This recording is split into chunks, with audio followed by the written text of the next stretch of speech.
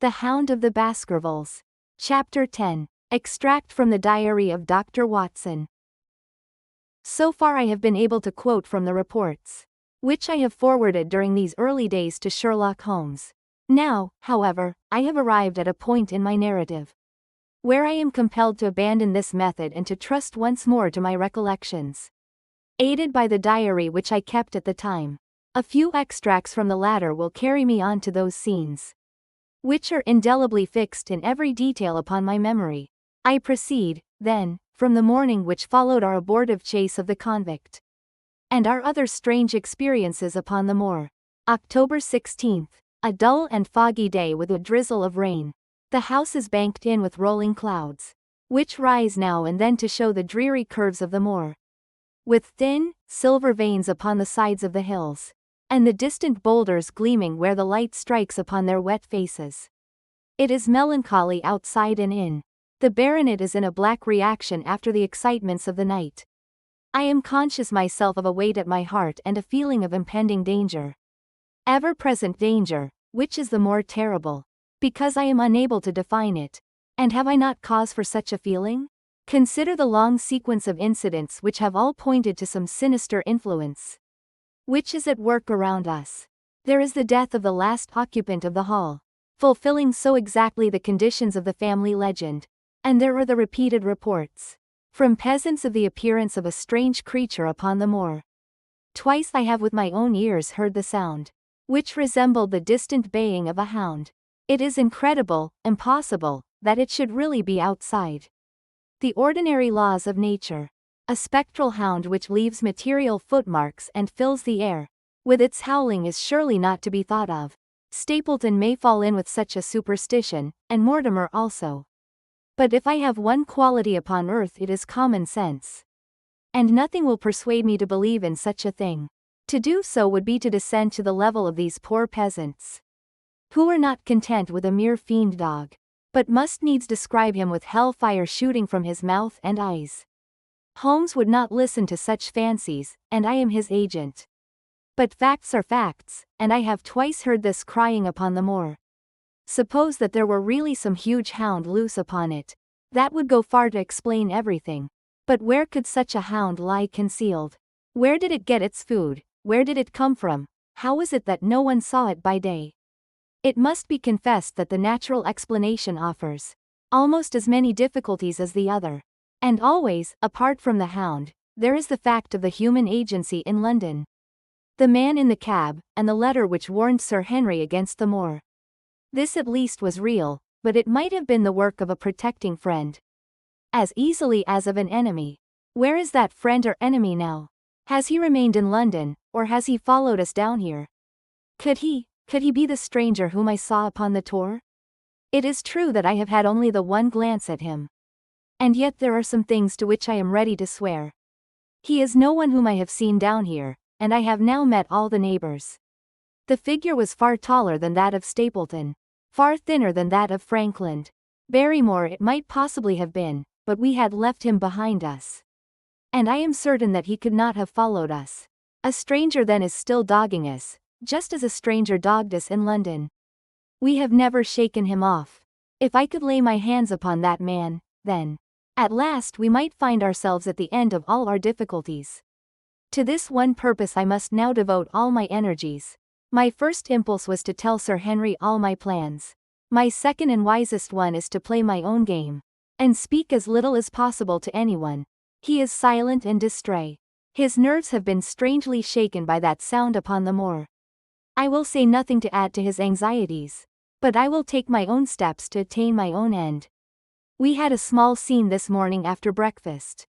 Barrymore asked leave to speak with Sir Henry, and they were closeted in his study some little time.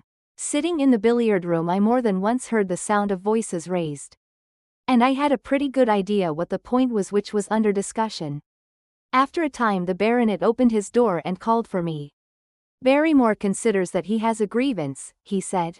He thinks that it was unfair on our part to hunt his brother-in-law down when he, of his own free will, had told us the secret. The butler was standing very pale but very collected before us. I may have spoken too warmly, sir, said he, and if I have, I am sure that I beg your pardon. At the same time, I was very much surprised when I heard you. Two gentlemen come back this morning and learned that you had been chasing Selden. The poor fellow has enough to fight against, without my putting more upon his track. If you had told us of your own free will, it would have been a different thing, said the baronet. You only told us, or rather your wife only told us, when it was forced from you.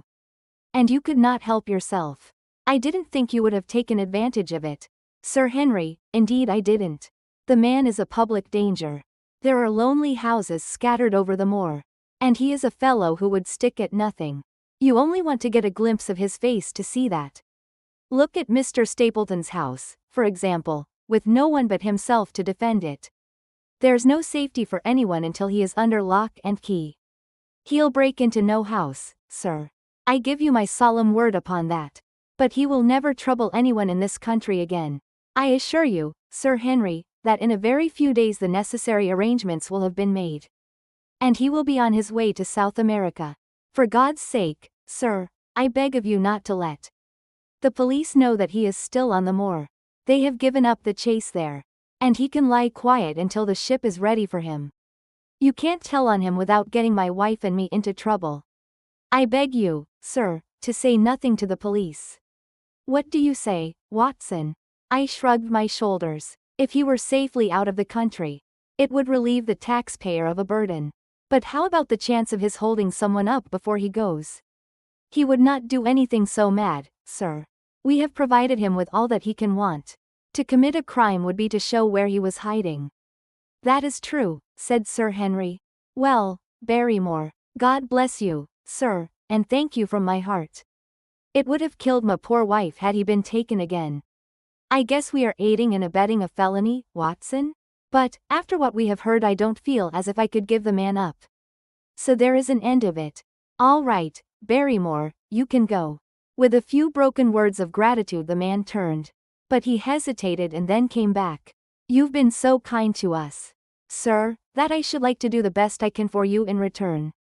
I know something, Sir Henry, and perhaps I should have said it before. But it was long after the inquest that I found it out. I've never breathed a word about it yet to mortal man. It's about poor Sir Charles's death. The baronet and I were both upon our feet. Do you know how he died? No, sir, I don't know that. What then? I know why he was at the gate at that hour. It was to meet a woman. To meet a woman. He? Yes, sir. And the woman's name? I can't give you the name, sir, but I can give you the initials. Her initials were LL. How do you know this, Barrymore? Well, Sir Henry, your uncle had a letter that morning. He had usually a great many letters, for he was a public man and well known for his kind heart. So that everyone who was in trouble was glad to turn to him. But that morning, as it chanced, there was only this one letter. So I took the more notice of it. It was from Coombe Tracy, and it was addressed in a woman's hand. Well, sir, I thought no more of the matter. And never would have done had it not been for my wife.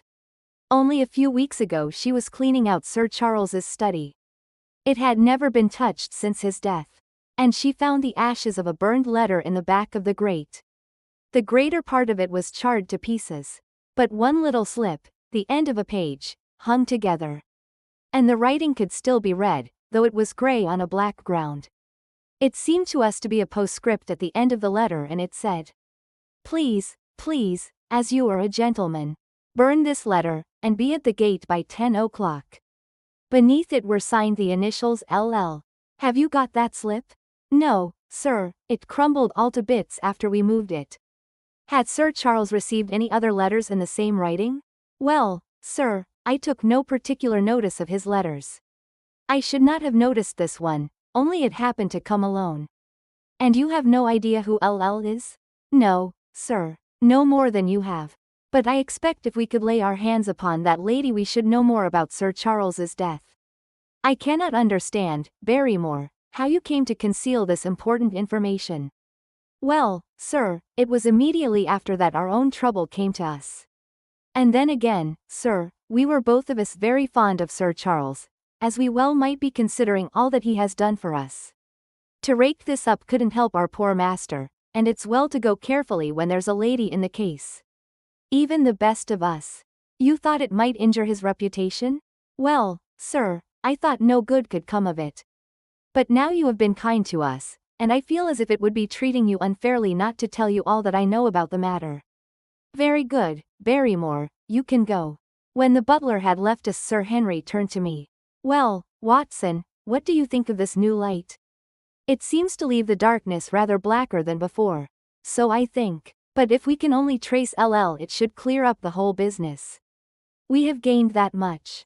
We know that there is someone who has the facts if we can only find her. What do you think we should do? Let Holmes know all about it at once.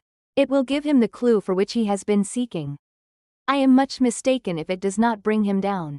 I went at once to my room and drew up my report of the morning's conversation for Holmes. It was evident to me that he had been very busy of late, for the notes which I had from Baker Street were few and short, with no comments upon the information which I had supplied and hardly any reference to my mission. No doubt his blackmailing case is absorbing all his faculties. And yet this new factor must surely arrest his attention and renew his interest. I wish that he were here. October 17th. All day today the rain poured down, rustling on the ivy and dripping from the eaves. I thought of the convict out upon the bleak, cold, shelterless moor. Poor devil, whatever his crimes, he has suffered something to atone for them. And then I thought of that other one, the face in the cab, the figure against the moon.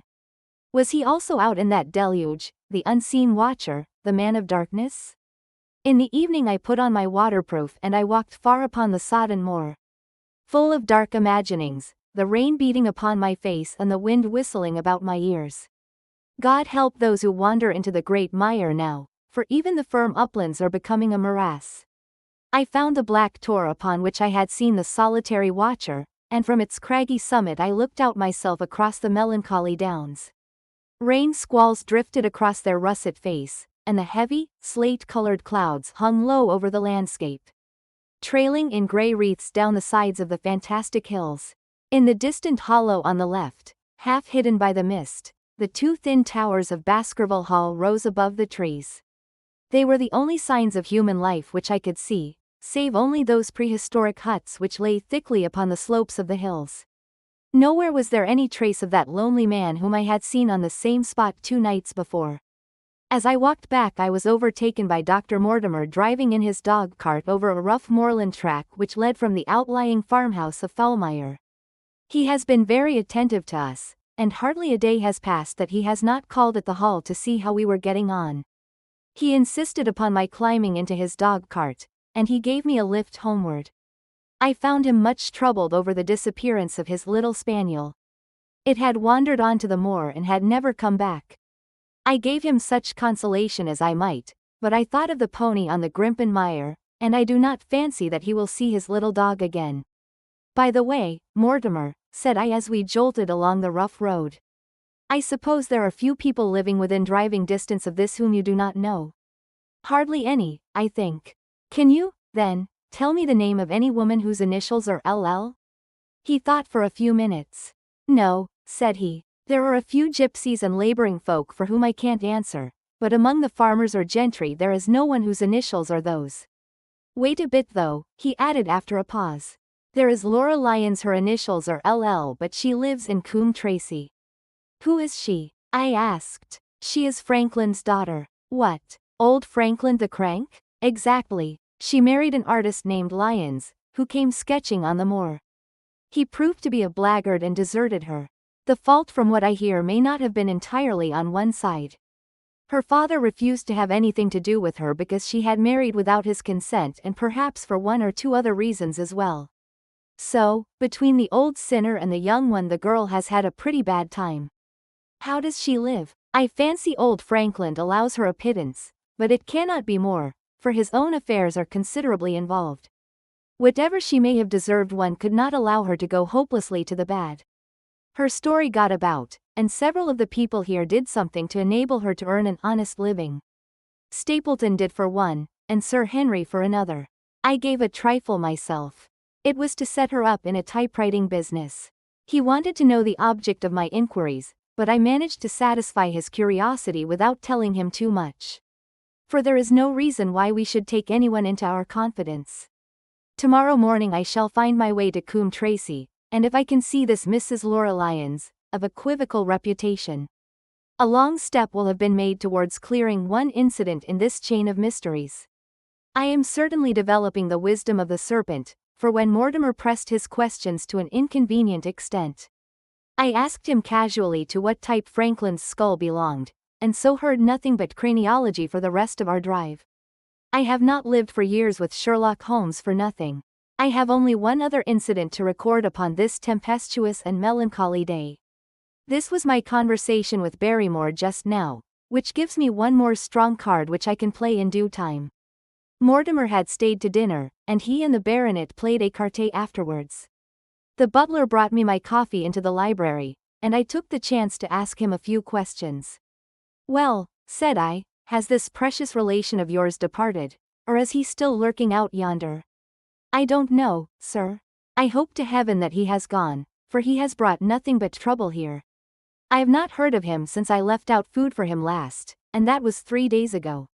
"Did you see him then?" "No, sir, but the food was gone when next I went that way." "Then he was certainly there?" "So you would think, sir, unless it was the other man who took it." I sat with my coffee cup halfway to my lips and stared at Barrymore. "You know that there is another man then?"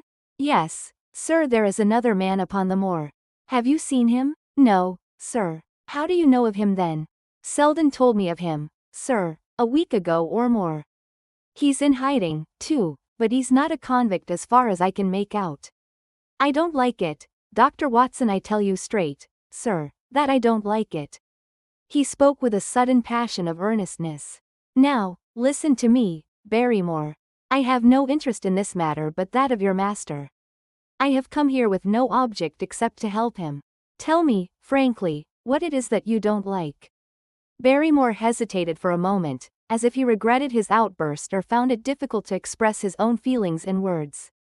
"It's all these goings-on, sir," he cried at last, waving his hand towards the rain-lashed window which faced the moor. "There's foul play somewhere, and there's black villainy brewing, to that I'll swear. Very glad I should be, sir, to see Sir Henry on his way back to London again. But what is it that alarms you? Look at Sir Charles's death. That was bad enough, for all that the coroner said. Look at the noises on the moor at night. There's not a man would cross it after sundown if he was paid for it. Look at this stranger hiding out yonder, and watching and waiting. What's he waiting for? What does it mean? It means no good to anyone of the name of Baskerville. And very glad I shall be to be quit of it all on the day that Sir Henry's new servants are ready to take over the hall." "But about this stranger," said I. "Can you tell me anything about him? What did Selden say? Did he find out where he hid, or what he was doing?" "He saw him once or twice, but he is a deep one and gives nothing away. At first he thought that he was the police, but soon he found that he had some lay of his own. A kind of gentleman he was, as far as he could see, but what he was doing he could not make out." "And where did he say that he lived?" "Among the old houses on the hillside, the stone huts where the old folk used to live." "But how about his food?" "Selden found out that he has got a lad who works for him and brings all he needs. I dare say he goes to Coombe Tracey for what he wants." "Very good, Barrymore. We may talk further of this some other time." When the butler had gone I walked over to the black window. And I looked through a blurred pane at the driving clouds and at the tossing outline of the wind-swept trees. It is a wild night indoors, and what must it be in a stone hut upon the moor? What passion of hatred can it be which leads a man to lurk in such a place at such a time? And what deep and earnest purpose can he have which calls for such a trial? There, in that hut upon the moor, seems to lie the very center of that problem which has vexed me so sorely. I swear that another day shall not have passed before I have done all that man can do to reach the heart of the mystery.